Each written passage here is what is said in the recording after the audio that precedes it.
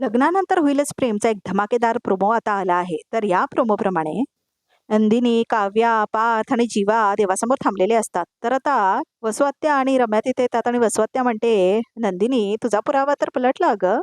आता येणारी वेळच सांगेल. आम्ही दोघी मिळून तुमचा खरा चेहरा सगळ्यांसमोर आणणार," असं म्हणते आता काव्या. तर आता नंदिनी हात ठेवते काव्याच्या हातावर. तर आता आम्ही पण बनवून जीवा आणि पार्थ सुद्धा जॉईन करतात आणि हात ठेवतात त्या दोघींच्या हातावरती. तर आता तेवढ्यातच देवाचं फूल पडतं बघा प्रेक्षक हो. आणि तेवढ्यातच आता मिथुन भाऊजी वरनं आलेले दाखवलेत आणि आता ते व्हिडिओ बघतात. तर त्या व्हिडिओमध्ये असं असतं की मी हे ऐकलं की नंदिनी बहिणीला तू लग्नाच्या दिवशी किडनॅप केलं असं म्हटलेली असते ना पिहू. म्हणजे बघा प्रेक्षक हो, अॅनिव्हर्सरी दिवशी ही पिहू सगळ्यांचे फोटो आणि व्हिडिओ काढत असते आणि व्हिडिओ काढत काढत ती वरती गेलेली असते. तेव्हा वसु आत्यांनी तिला धमकी दिलेली असते ना, की जर तू जे काही ऐकलंस ते सगळ्यांना सांगितलंस तर मी तुझ्या आईबाबांना घराबाहेर काढेल म्हणून. म्हणजे वसु आत्यांनी त्या दिवशी तिला विचारलेलं असतं पिहूला, की तू काय ऐकलंस म्हणून. मग आता पिहू म्हटलेली असते, मी हे ऐकलं की तू दीपकच्या साथीने नंदिनी वहिनीला लग्नादिवशी तिच्या मंडपातून किडनॅप केलं म्हणून.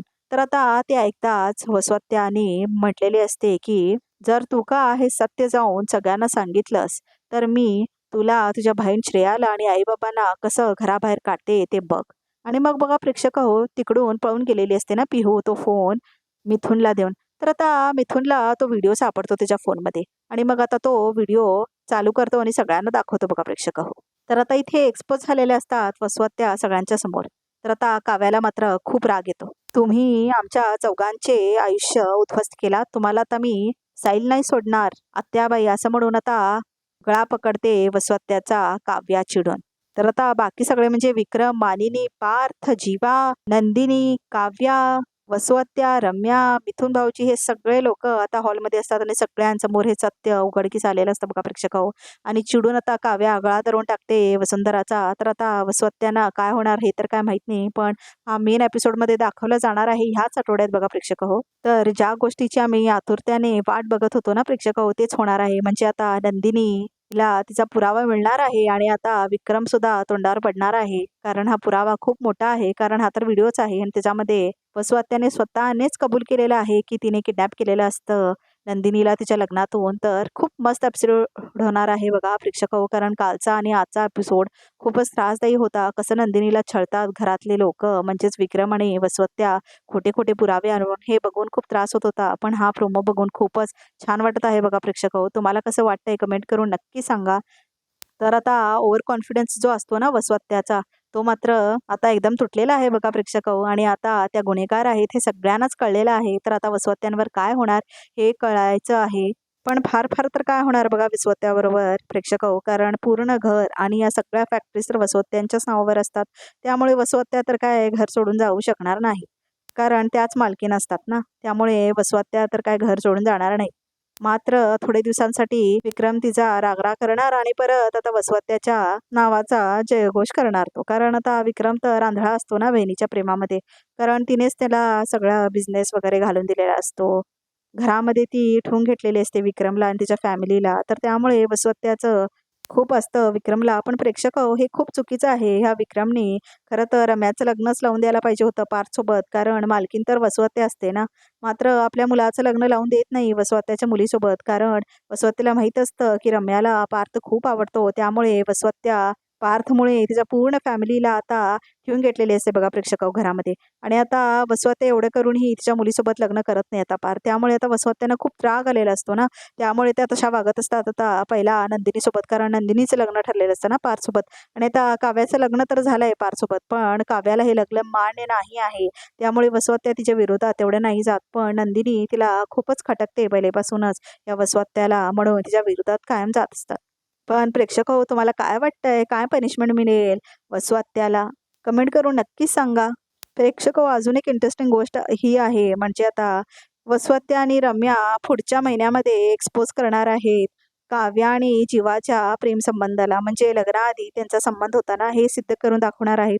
तो पण खूप मोठा इंटरेस्टिंग ट्विस्ट येणार आहे बघा प्रेक्षक हो. पुढच्या आठवड्यापर्यंत त्याचा पण प्रोमो येऊन जाईल बघा प्रेक्षक हो. तर खूप इंटरेस्टिंग होणार आहे पुढच्या एपिसोड्स आणि ह्या एपिसोडसाठी तर मी खूपच एक्सायटेड आहे. कारण वसुहत्या तोंडावर पडणार आहेत आणि कसं काव्या त्यांचा गळा धरणार आहे बघायला खूप छान वाटत आहे. पण ह्याच्यामुळे आता वसुहत्याने खूप ॲक्टिंग नाही करायचं. वसुहत्या ही ॲक्टिंग करू शकतात, बापरे मला लागलं म्हणून आणि मुद्दाम डॉक्टरसोबत डील करून त्या अजून खूप मोठा ड्रामा आणि हे सगळं करू शकतात. तर आता बघायला खूप इंटरेस्टिंग होणार आहे बघा प्रेक्षक. तर बघायला विसरू नका.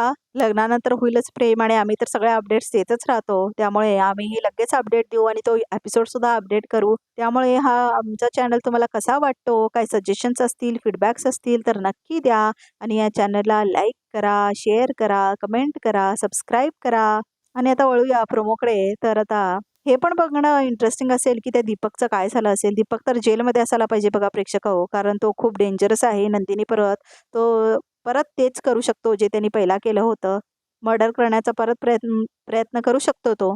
आणि आता परत त्याने नंदिनीच्या विरुद्धात तो गेलेला असतो. तर त्यामुळे आता दीपकचं काय झालंय तेही बघणं खूप इंटरेस्टिंग असेल बघा प्रेक्षक हो.